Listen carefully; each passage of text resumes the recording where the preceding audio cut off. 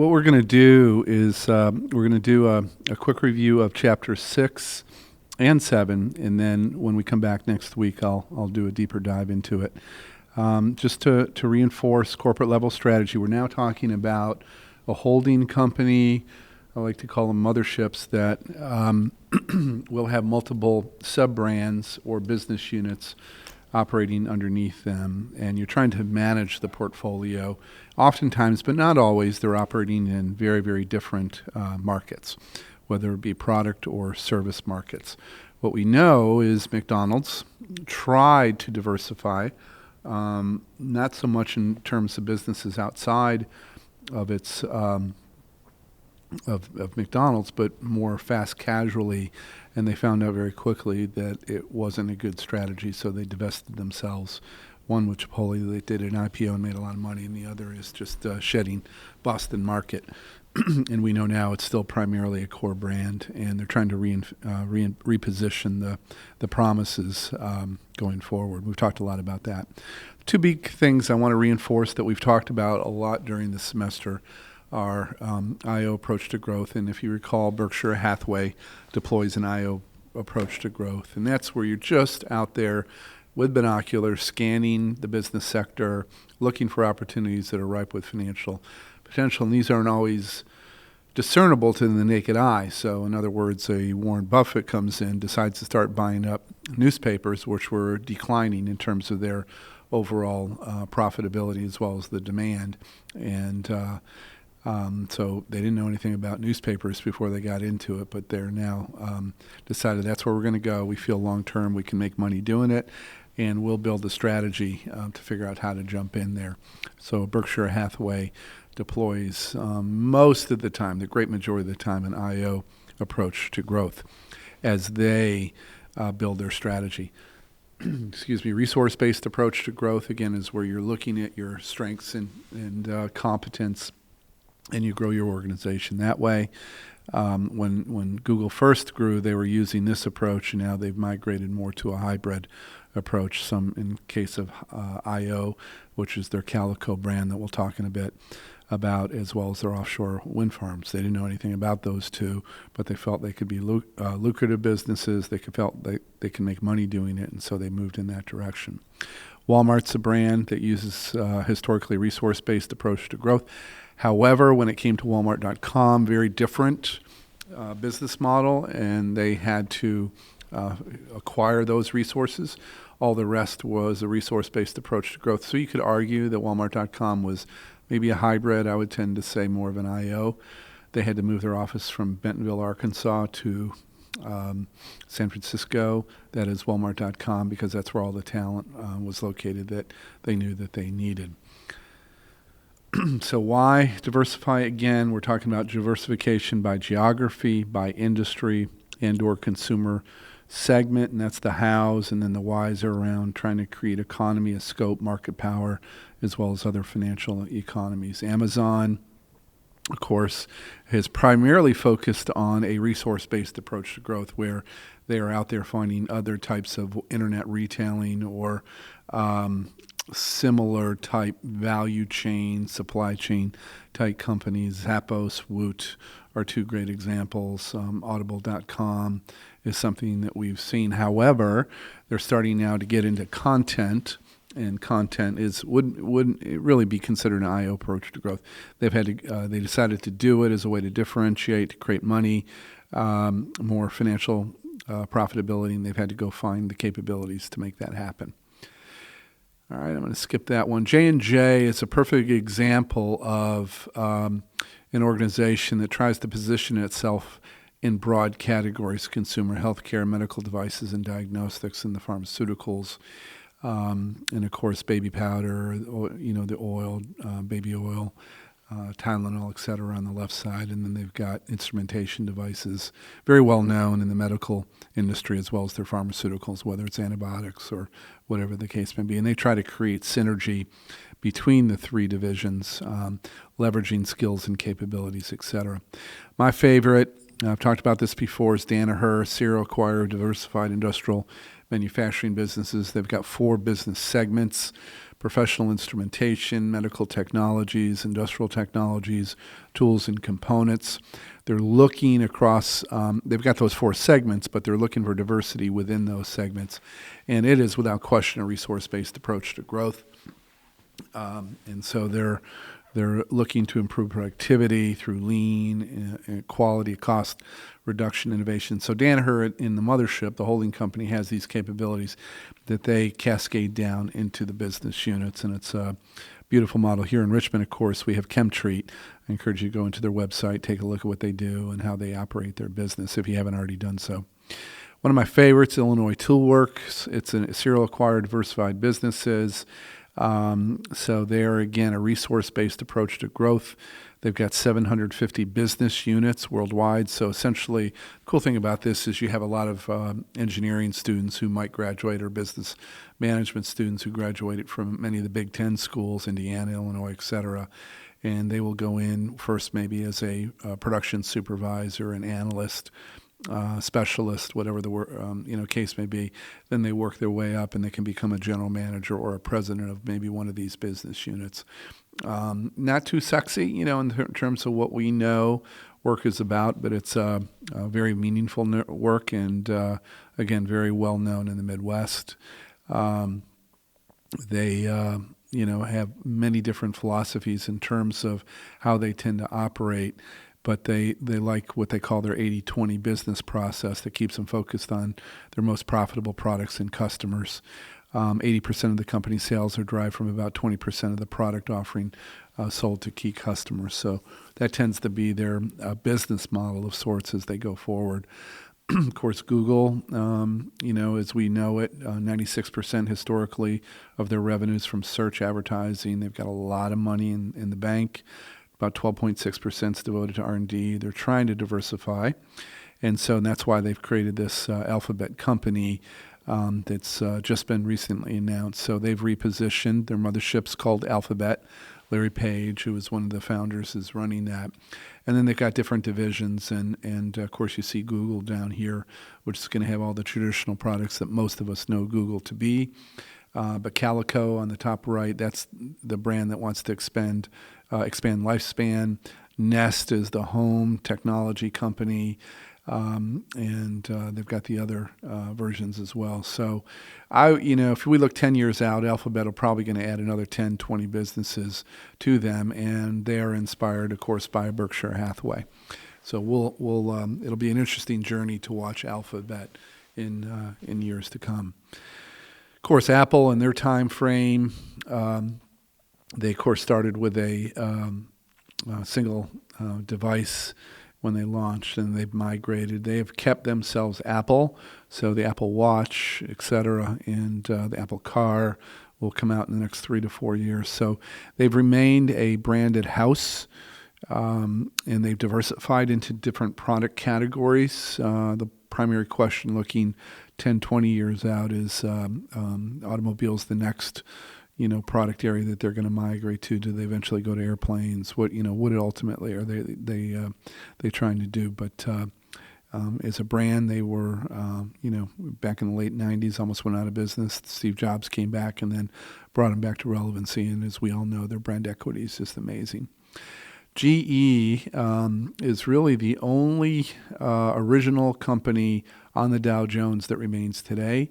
It's 26th largest corporation. Used to be a lot higher than that, but it's divested itself of many businesses. NBC was one. When GE bought NBC, a lot of people scratched their head. Why would they do that? That would have been considered an IO approach to growth, maybe ego-driven on the part of Jack Walsh. But of course, they've divested that. Now they want to get rid of their appliances. We've talked that they tried to sell their appliances to Electrolux, and the federal government wouldn't let that happen. And I just don't get that one. Sometimes you look at federal government decisions and it's, okay, that makes sense. I get, that would have created too much market power for a particular company and created undue advantage, and they'd been able to control pricing, et cetera. But I just didn't get that one.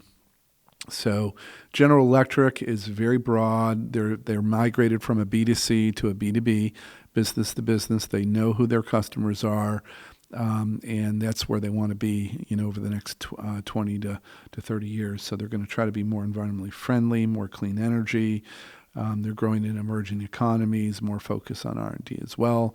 They like to talk about the GE store, and this is a slide that just takes a look at what we just saw and puts it in a different way. But the big thing is they've moved from mom and dad and a family being the core customer with refrigerators or toasters or blenders, and now companies that are building large airplanes. Boeing, for example, is a customer, and GE sells them their engines for their jet. So GE makes jet engines.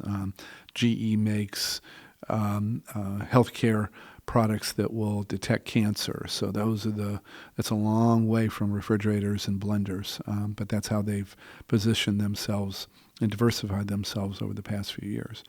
We've talked about Berkshire Hathaway. I encourage you to go in and look at their holding company. Their website itself is probably the most simple, ugliest website you're ever going to see, but they don't care because it's not about the holding company. It's about how their operating units behave. But it's a highly diversified corporate strategy. Disney is an interesting one in terms of their corporate strategy. Leverage their brand equity with Mickey and Minnie and their movies. It all started with their movies, and then they've moved to theme parks, retail, merchandise, TV shows. Of course, they own ABC, they own ESPN. They spent a lot of money purchasing the SEC network, and that's the Southeastern Conference network for ESPN. And a lot of viewers really feel like that was an off-brand decision on the part of Disney to do that. And we'll see if it pays dividends for them. But there's a feeling that the neutrality that ESPN really did promise has potentially been lost. So what it boils down to, guys, is three strategies: a branded house of brands, hybrid. Branded house is at the end of the day when all sub-brands use the same master brand and attributes. House of brands is where you have sub-brands, and each sub-brand operates independent of the master brand, or I like to call the mothership. And then the hybrid is where you have both operating at the same time. So examples, of course, would be Branded House, which is the Mayo Clinic. Their brand equity is just amazing. Why would they use any other name other than Mayo Clinic? FedEx, of course, has migrated into many different sub-brands. Their most recent purchase, I think it's their most recent, was, of course, Kinko's. They bought Kinko's. They turned it into FedEx/Kinko's. They ran that for a number of years, and then eventually it totally absorbed Kinko's, so the name Kinko's is no longer there. But the idea was so many of their customers are businesses, and then businesses will continue to use them as a place to bring packages as well as printing, et cetera, et cetera. So pretty much of a cool idea. They were a new entrant into they acquired Kinko's to get into the office supply printing industry. P&G, Berkshire Hathaway, of course, are house of brands. And the hybrid is a Kroger, Google. You might not know Kroger owns, of course, Harris Teeter. They own supermarkets out in the West Coast. Examples of house of brands: Starwood Hotels and Resorts. So you look at all those brands, very different, unique. Aloft, I love Aloft. I love W.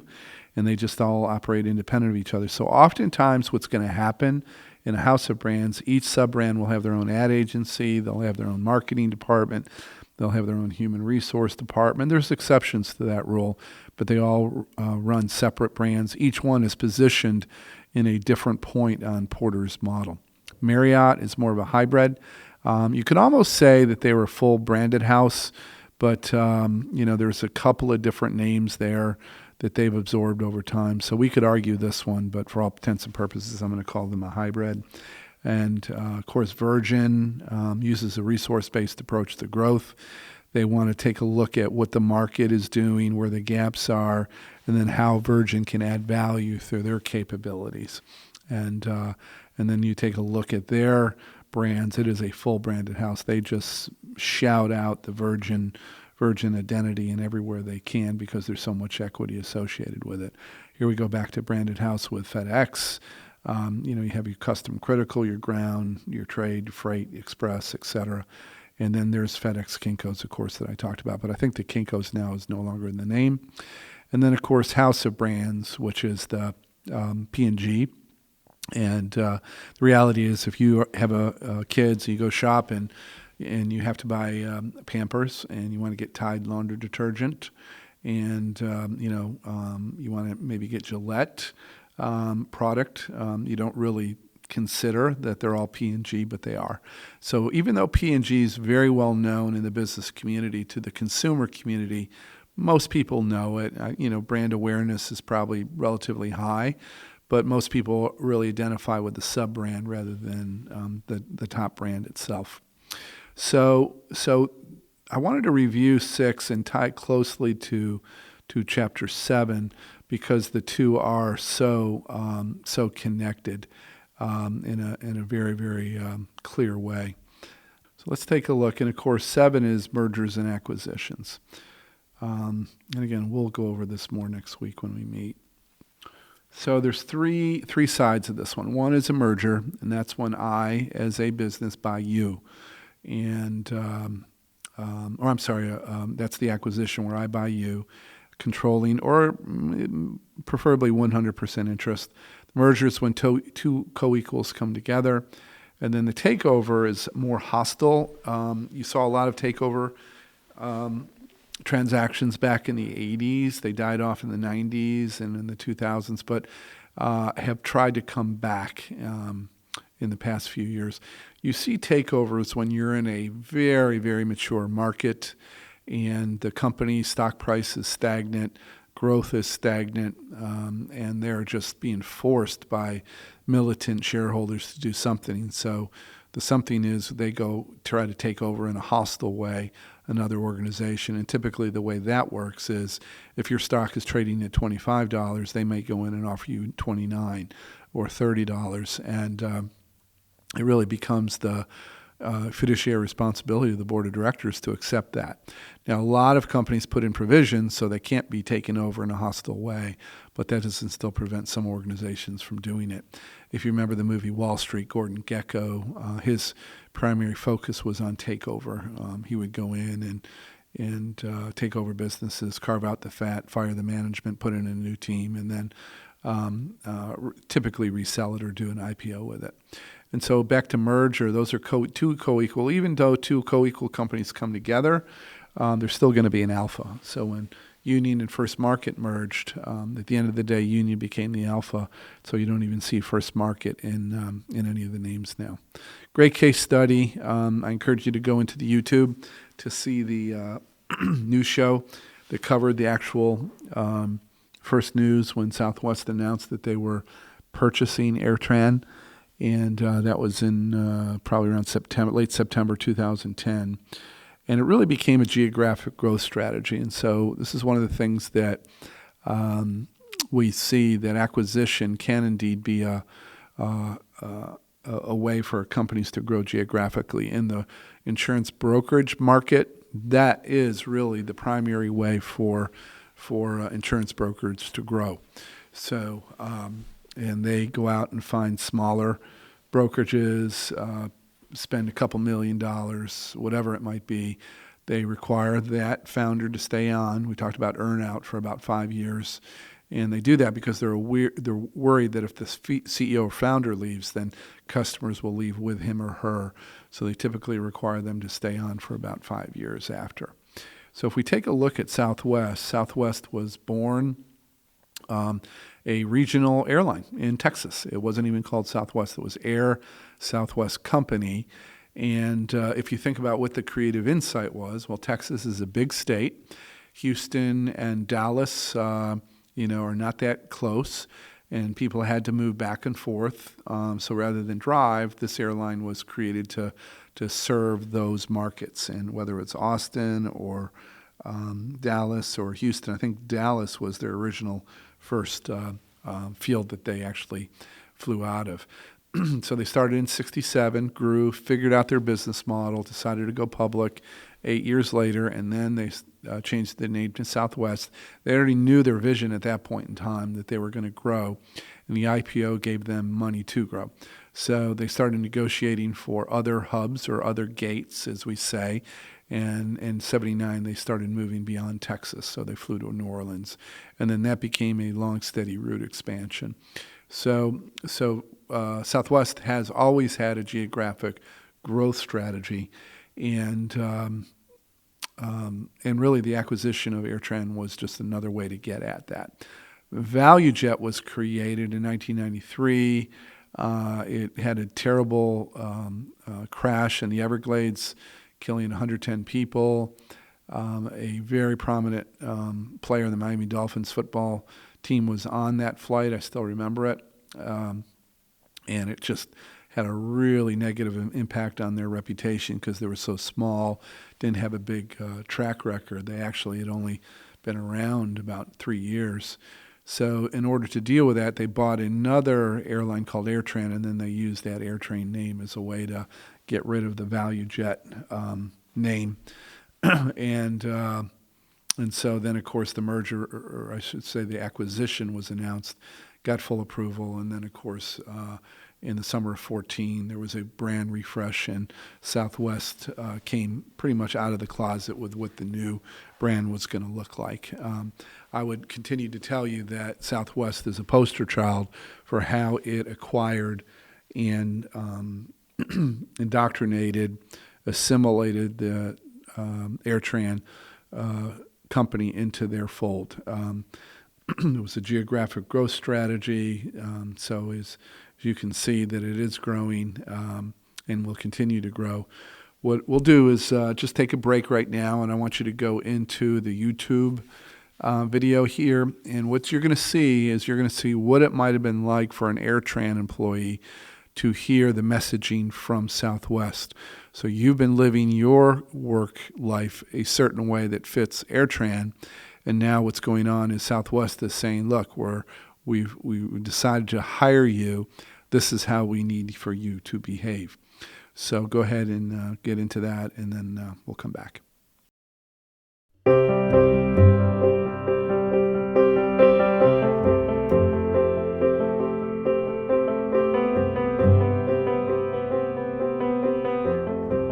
At Southwest Airlines, we're united by a purpose that is at the heart of everything we do. It's the simplest and purest expression of why we exist. Our purpose at Southwest Airlines is clear.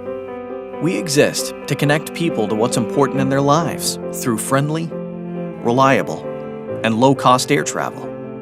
This purpose is why we get up every morning and why we matter to the millions of people who fly with us each year. And if we live this purpose every day, we'll achieve our vision to become the world's most loved, most flown, and most profitable airline. But it all starts with you.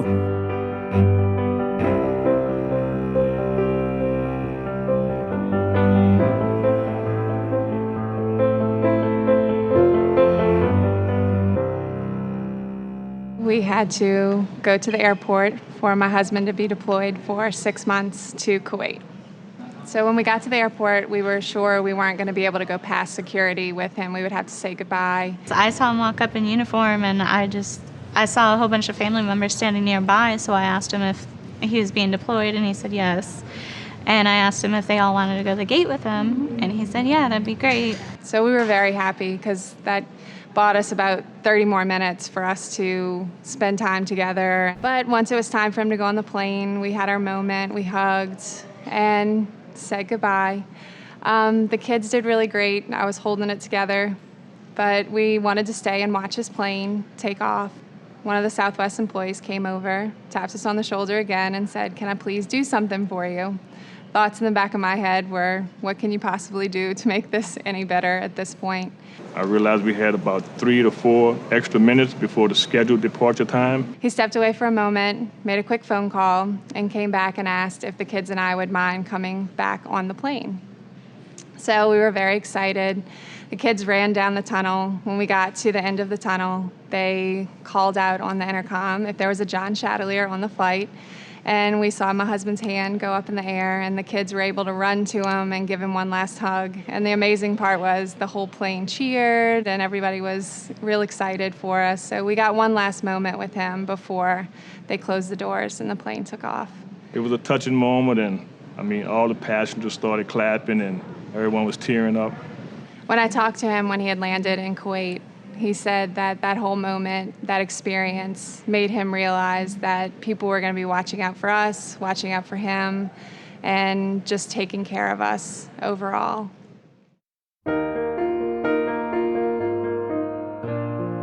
Boarded a plane in Little Rock, running late and didn't have time for breakfast, and it was a crowded plane. So the last two people on the plane were a lady and her daughter, and there were not two seats together, so the little girl started getting upset, and so I got up and gave him my seat because there was a seat beside me. Flew into Phoenix and realized that in that layover that I could not get off the plane, and was pretty hungry, so I asked the attendant, Amy, if there were any sandwiches, turkey sandwiches for sale, and she said, no, I'm sorry, and she went and got me some chips and things like that and disappeared. And a few minutes later, she appeared with a turkey sandwich, and she had gone out on the concourse and bought me a sandwich, and I just thought that was above and beyond. And I tried to pay her, and she said, no, this is my way of saying thank you for giving up your seat. She saw that I had a problem. I had to wait a while for lunch, and I would have never expected that, but she went the extra mile.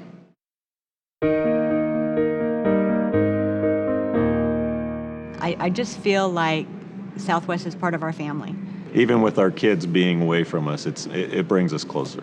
When my father passed away, he lived in Buffalo, New York, so Southwest flies to Buffalo as well. So we land in Buffalo and we do the funeral. My dad had a full honor guard. So part of that ceremony is the flag is folded up and handed to the family members. An Air Force tradition that we celebrate is to honor the pilot or the military member. We would ask that the flag be flown in the cockpit of an airplane. So when we got on our planes out of Buffalo, New York to fly home, I asked the pilots if they would do me the honor of carrying my dad's flag in the cockpit. And both the pilot and the co-pilot both looked at me and said, it would be an honor for us to fly that for you. Of course, we were thrilled to do something like that to help him. So we had it in the cockpit for the last flight home for his father. The flag up in the cockpit was just perfect for us. Honored Dad, and he got to fly one final flight home. That's where a pilot belongs, up in the cockpit.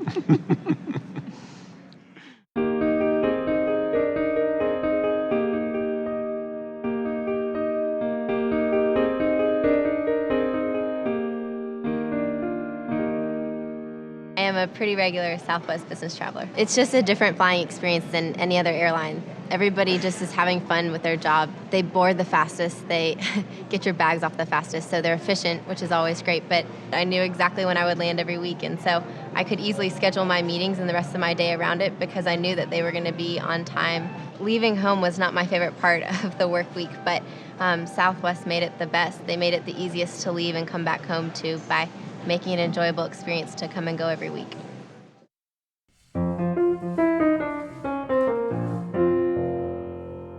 We were taking Southwest from Jacksonville to Kansas City, but we did have a layover in Nashville, but it was just enough time to grab a piece of pizza and accidentally leave a backpack with our most prized possession, Hanover Bear. We didn't discover this until we landed in Kansas City, at which time we all freaked out. And we called Southwest's 800 number, and they gave us a direct line to someone in the Nashville airport. As a mom, I can relate to that because I told her that I had two daughters, so I understood the trauma that the little boy was going through, missing his Hanover Bear. I believe it was around 11 o'clock at night or something, and she felt so bad that Will was going to have to sleep a night without Hanover Bear that she was going to do her very best to find him. So I went upstairs to our play area, and sure enough, the little blue backpack with the boy's name on it was there. We couldn't believe not only did she find it, but that she would really work hard to get it to him. I want to say it was maybe 2 days later. Not only the bear was in it, but a note from the bear. Dear Will, I had a very fun time at the airport in Nashville. There were lots of people and planes to see. When it was time to go to sleep, I missed you. I asked a nice lady at Southwest to call Mommy so I could come home. Please give me a big hug. Love, Hanover Bear. This is how happy I was.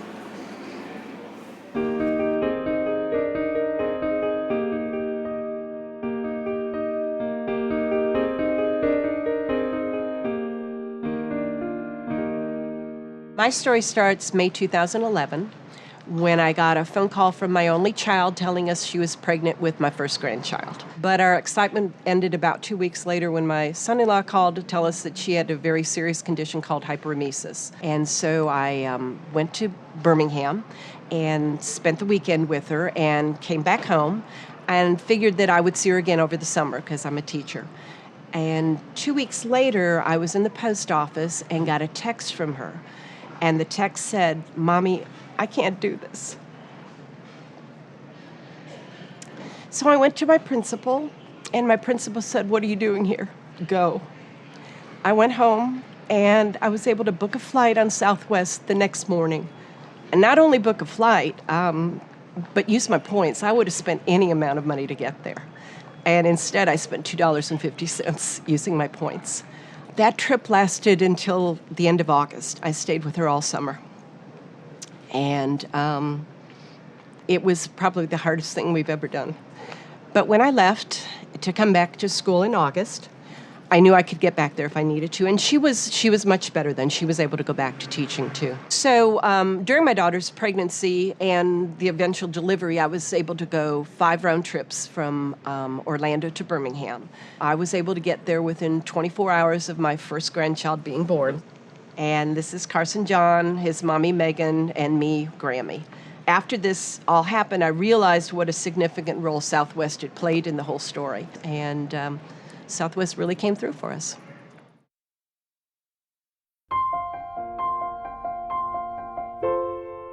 Last Christmas was my first Christmas away from my family. I couldn't really afford to go home for Christmas because I could only get 4 days off of work. One evening in November, my phone went off right before I was going to bed, and it was Southwest and their Ding Fare alerts. It was available to go to Chicago for Christmas for those 4 days. So I decided to call my friend and tell her that we were going to surprise my parents and that she was going to pick me up from the airport and we were going to film the whole thing. And I hadn't been home in 6 months, and my mom was extremely upset that I wasn't going to be there for the holidays.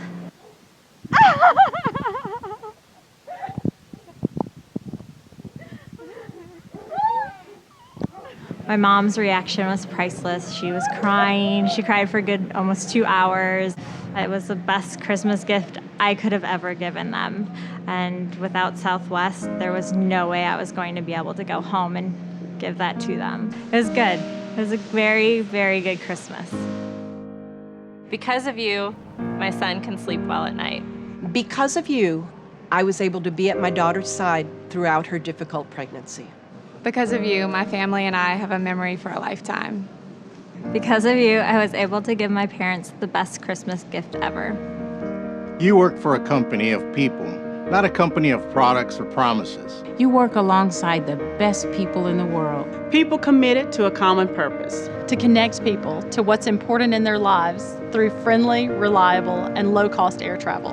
A purpose much bigger than ourselves. We can never rest on our laurels, thinking we've arrived. We must always continue to be hungry and humble, never complacent. Because more than 100 million customers rely on us every year to connect them to important events safely. It's a pretty sacred responsibility.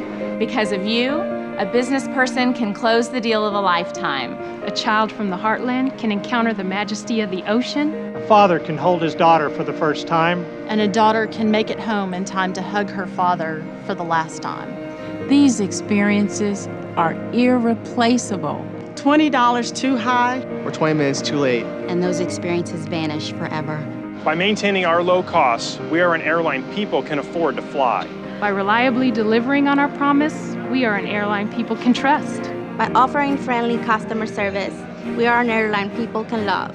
This purpose, offering air travel that is friendly, reliable, and low cost, enables us to offer customers a better way. And together, they mean the difference between success and failure.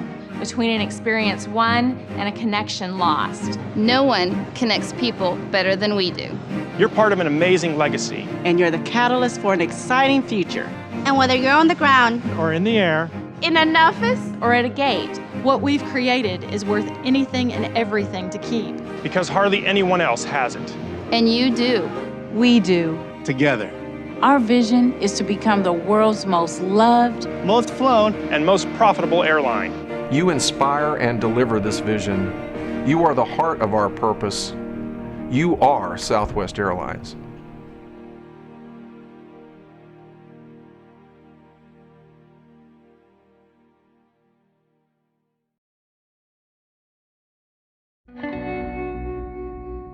This is a different kind of airline. One that invented low fares so everyone could fly. One that decides where to go next by putting your needs first. And knows people are its most powerful fuel. Some say we do things differently. We say, why would we do things any other way? Without a heart, it's just a machine.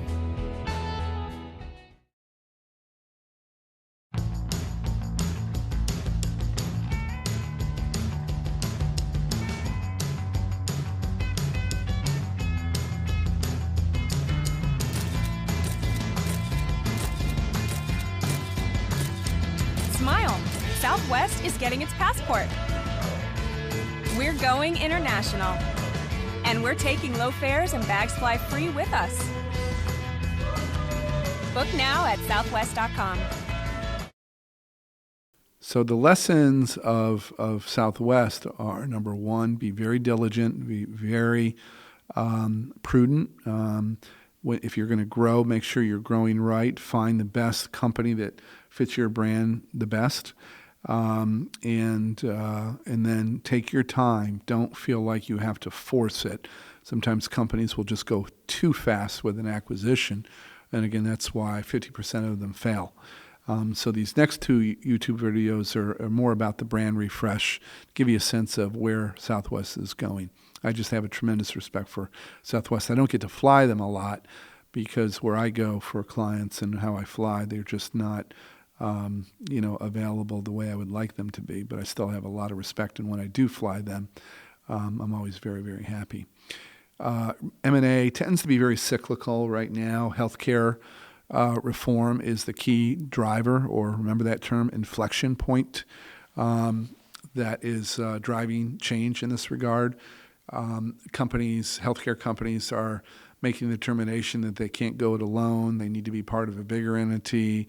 They don't have the conviction or the commitment to do everything that's necessary to do changes.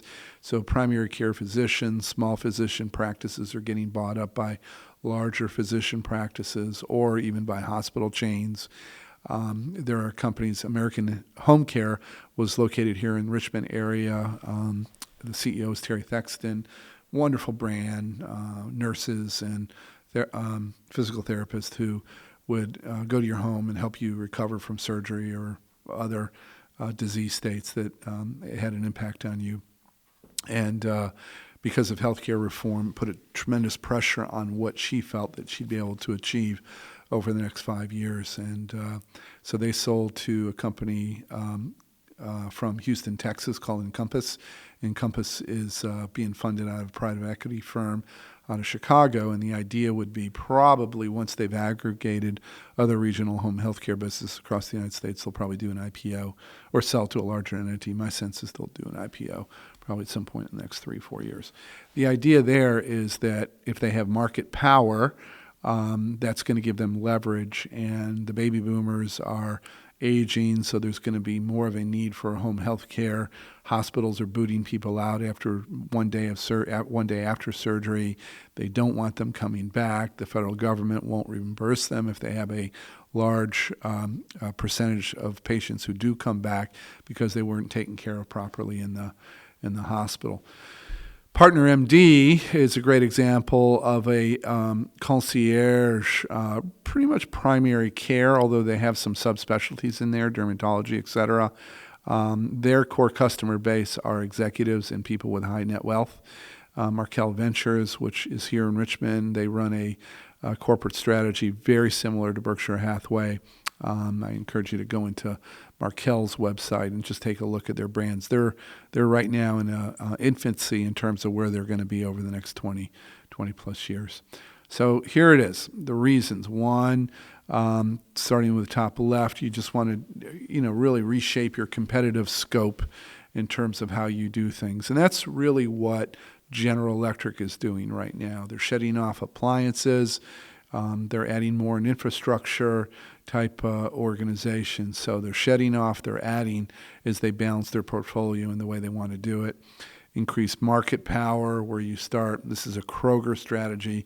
The more supermarkets that Kroger buys, the more power they have over their suppliers. So this is, think Porter's Five Forces, where Kroger has a lot of purchasing power. They're able to get better deals from a Procter & Gamble or a General Mills or whomever. Learning, developing new capabilities. I've got a client who has a group of 40 brilliant PhD polymer chemists and engineers. They do really good work. They got a really cool business model. Maybe they get bought by a very large medical device company that wants to have the world's best scientific minds around the raw materials that they need.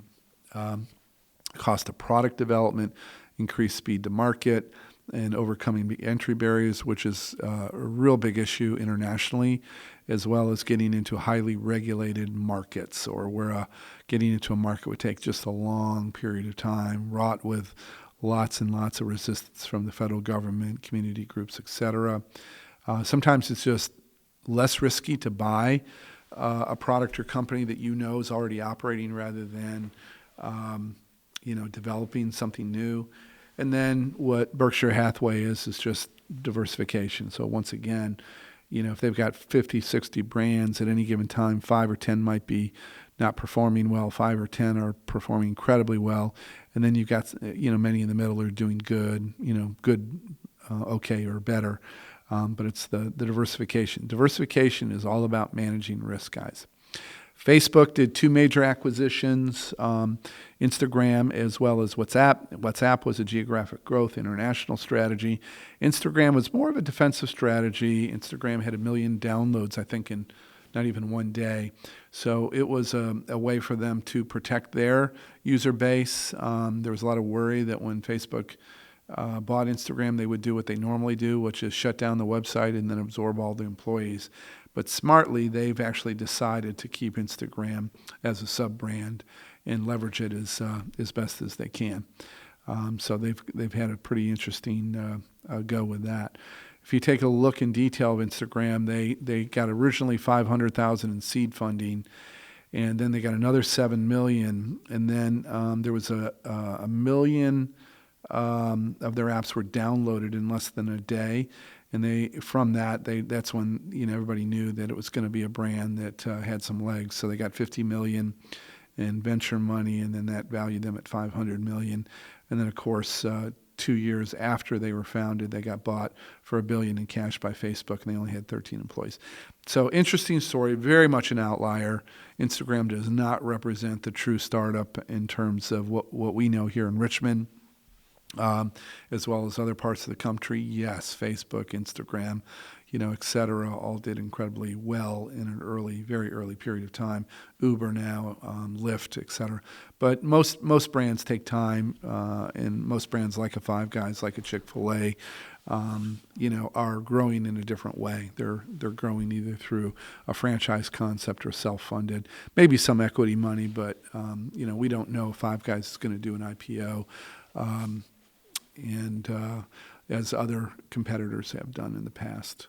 Another acquisition was, or a merger there, was Dollar Tree, Family Dollar and Dollar Tree, and you see that their combined revenue is going to be equal to Dollar General. So you think, all right, let's 2 enemies get together to fight against a common enemy. That's true, but really what they're defending against is the entrant from Aldi as well as Lidl. who are coming aggressively to the United States, and we'll continue to see their presence more and more. And they're taking a direct beeline after those three brands. It'd be interesting to see who now that the Dollar Tree and Family Dollar are together, who's really going to suffer the most from these new players coming in from Germany. We talked Berkshire Hathaway. There's the Berkshire Hathaway brands. They bought last year Van Tool Group, which is a automobile company. They're located in Arizona, Kansas, Texas. This is interesting. So Warren Buffett started first getting into papers, and then he's been growing this. So what we're probably going to see is that he will continue to buy automobile dealerships across the United States. This is an IO approach to growth. What in the heck did he know about automobiles? Absolutely nothing. Say it again. And but what'll happen is that sub-brand, their automotive sub-brand, will now start to buy cars. So that in itself, the sub-brand will start to leverage a resource-based approach to growth. Pretty cool in that way. So it'll be real interesting to see how this plays out. Automobile industry actually reacted really favorably to that. Yahoo bought Tumblr around 7 years, didn't make a penny, didn't matter. They had all these young users. They spent $1.1 billion. So here we had Facebook bought Instagram for $1 billion after 2 years. Yahoo been around about seven years, and didn't bring in much more. So it's kind of an interesting process. And the reality is Yahoo really had the leverage over Tumblr. Tumblr had a big user base, but they just weren't making money. And their private equity guys just said, look, we got to get our return. And either you figure out how to make your business model work or sell. And so, of course, they decided to sell. They couldn't figure out their business model, which meant essentially they couldn't do an IPO. So they had to sell to Yahoo. The CEO of Yahoo has been criticized because there's not a real feeling that she got a return on that. You see on this chart that the younger customer base was a real important part of that acquisition. Microsoft bought Skype, whether it's Yahoo buying Tumblr, Facebook buying Instagram, you always look at what we call customer acquisition costs. And for the Microsoft Skype deal, that was about $14.70 per customer, which is really nothing. So if you want to look at that metric, you would say home run. But the reality is Microsoft has done so little to upgrade the Skype experience. It's probably been one of the more disappointing acquisitions in my humble opinion. I won't even use Skype anymore because I feel the quality is so poor. I tend to use FaceTime when I do stuff. There you have it right there. A lot of people who questioned it. It was $8.5 billion, a lot of money. But if they got the cash and they feel it's a defensive strategy, which it probably was, you might say, well, what were they hoping to gain from it? In my opinion, this would have been a really good strategy for LinkedIn. Probably LinkedIn wasn't in that position to spend that amount of money, though, when Microsoft bought Skype. But you think about conference calling, really capturing another side of the business market might have been a really good idea. So, customer acquisition cost, very interesting concept. Got to make sure that you get a return on that. This is the hostile side. So Joseph Banks tried to do a hostile takeover of Men's Warehouse. The men's category clothing had been pretty stagnant. The creative class, casual Fridays, just business casuals really taking a bite out of this market. Men's Warehouse then inversed. They went after Joseph Bank. Then Joseph Bank tried to buy Eddie Bauer as a way to tie it up, and you can see where the players are. So Joseph Bank made the first bid, and they were about half the size of Men's Warehouse. And as it turns out, Men's Warehouse won it. It was a hostile takeover. So you don't get those a lot, but it's occurring right now. So Men's Warehouse and Joseph Banks are in business together. So as we wind down this section, and I'll come back to it again Wednesday when we get back together, here are the key reasons why acquisitions can be effective. Acquired firm has assets or resources that are complementary. It's friendly. Due diligence occurs. You have financial slack, as in thinking back to Danaher, cash to make the acquisition rather than getting a big debt. Don't want to get in debt. Still got R&D going on, and there's some flexible and adaptabilities going on. Problems, integration difficulties, inadequate evaluation of target, large or extraordinary debt, inability to achieve synergy. too much diversification. Managers are overly focused on acquisitions. Unless you're a Danaher or unless you're an ITW where you have a core competency around buying other companies. And if you do, then it's just part of the doing business. Every day you come in and you're working through an acquisition. Most companies, though, who aren't serial acquirers, it's an opportunistic move, and they're trying to figure out how to do it. And it's can be really, really difficult in that way. All right, so we had 6 and 7 there. When we come back next week, we'll do a little more in depth, and we'll do some covering for the midterm. All right, gang, have a good one.